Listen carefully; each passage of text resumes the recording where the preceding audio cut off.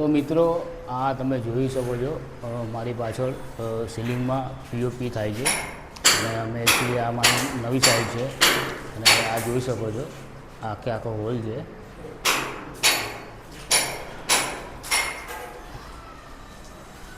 સામે MCB box આ kitchen છે. કિચનમાં બી આ ભાઈ ટાઇલ્સ તોડી રહ્યા છે. જો નવી ટાઇલ્સ લાગેલી છે એને તોડી નાખે છે. કિચન છે એ આખું ફર્નિચરમાં આવશે. અહીંયા ફર્નિચર આવશે, આ પણ ફર્નિચર નવું આવશે.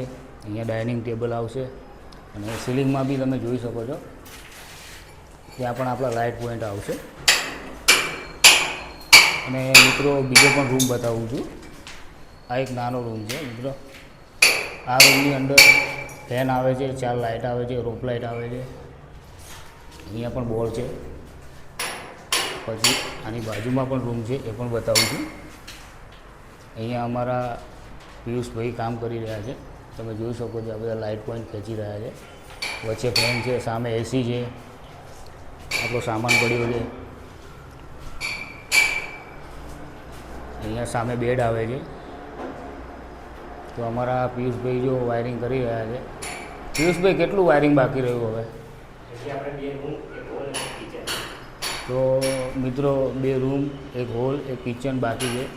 તો મિત્રો અમારી દરેક સાઈડ ઉપર આ રીતનું વાયરિંગ હોય છે અને અમે જે પણ સાઈડમાં કામ કરીએ છીએ અમે આરઆર કંપનીનો વાયર વાપરીએ છીએ. એ પણ તમને બતાવું છું. અહીંયા આરઆર કંપનીનો વાયર છે. આ યલો કલર છે, તમે જોઈ શકો છો.